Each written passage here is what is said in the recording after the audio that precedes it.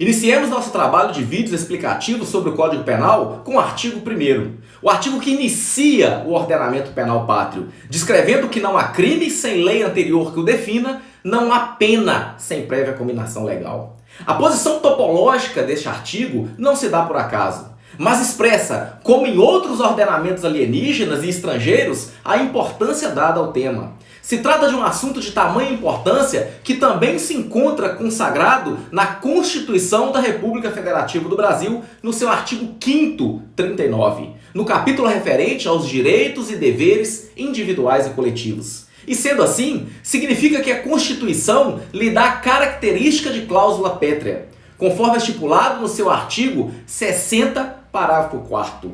No Código Penal, o artigo 1º tem o nome iuris, ou seja, o nome do tipo como anterioridade da lei. Já o Código Penal Militar, onde encontramos a mesma redação do artigo 1º, temos seu nome como princípio da legalidade. Em um Estado democrático, com respeito aos direitos do cidadão, atuando como limitador de um possível arbítrio estatal, temos o princípio da legalidade como garantidor da não surpresa ao destinatário da norma. Significa isso que a legalidade se trata de uma segurança para o corpo social, revelando que há a necessidade da criação de uma lei para se iniciar a proibição de condutas indesejadas, bem como somente a lei poderá criar as consequentes sanções penais para quem desobedecer à norma penal. Observe, já de início se tem uma crítica. Veja que o artigo descreveu que não há crime ou pena sem lei anterior, porém deixou de lado a contravenção penal e a medida de segurança. A primeira que não é sinônimo de crime ou delito. A segunda, voltada para os inimputáveis por anomalia psíquica. Não se confunde com pena, pois não visa a punição, mas sim o tratamento do sujeito. Portanto, omitiu o legislador de forma involuntária, necessitando uma releitura do artigo, como sendo a descrição de que não há infração penal sem lei anterior que o defina, não há pena ou medida de segurança sem prévia cominação legal. Já se trata de aplicação de uma analogia? Talvez sim, mas uma analogia em bona partem, favorável ao réu, permitida em direito penal. Mas não seria somente isso, também uma interpretação conforme os preceitos constitucionais, uma interpretação sistêmica e teleológica que busca a finalidade real da norma. Quando o Código revela que a criação de infrações penais e suas consequências jurídicas deve se dar através de lei, está bem verdade, revelando a necessidade de lei estrita, não qualquer lei, mas lei ordinária ou complementar. Nesse sentido, um crime não pode ser criado por meio de decretos ou portarias, sendo que a doutrina discute a possibilidade da medida provisória que verse sobre direito penal. Nesse sentido, por expressa determinação constitucional estampada no artigo 62, é vedada a edição de medida provisória que verse sobre direito penal, defendendo alguns que a medida provisória poderia ser utilizada para matérias que beneficiem, que alarguem, que expandam direitos do réu, nunca podendo ser utilizada para restringir direitos. E se para criminalizar se deve criar uma lei, quem é o responsável por sua criação? A Constituição também revela em seu artigo 22 que a fonte material da norma penal é a União.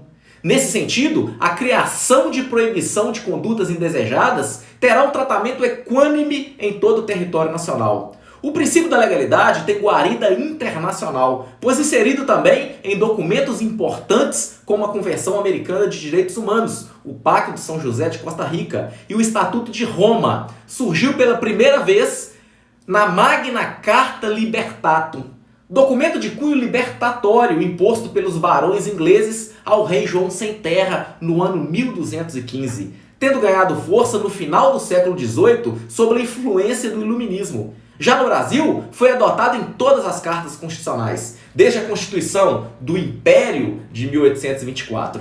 No garantismo penal, de Ferrajoli, de Luigi Ferrajoli italiano, se expressa através da expressão nullo crime sine lege. Não há crime sem lei. O princípio da legalidade se desdobra em outros subprincípios. Além do princípio da reserva legal, de que a norma penal se dá através de lei estrita, há também a obediência à anterioridade, à lei escrita, à lei certa e à lei necessária. A anterioridade revela que não há crime sem lei anterior. Nesse sentido, se quero punir uma determinada conduta, devo primeiro estabelecer uma lei. Uma lei deve existir para somente depois incriminar tal comportamento, não podendo a lei criada retroagir para atingir fatos passados, para atingir algo que ocorreu antes de sua existência. Veremos no artigo 2º a exceção ao princípio da anterioridade, que pode ocorrer se benéfica ao réu. A necessidade de lei escrita traduz o fato de que não pode haver costume incriminador, sendo o costume no direito penal algo importante para interpretar a norma, mas não permitido para criminalizar condutas. A necessidade de lei certa revela que a norma posta, criada, escrita, deve ser clara. Se trata de um fundamento jurídico, pois para ocorrer um poder intimidativo geral, necessário que todos os destinatários desta norma a compreendam, não havendo dúvidas no seu entendimento.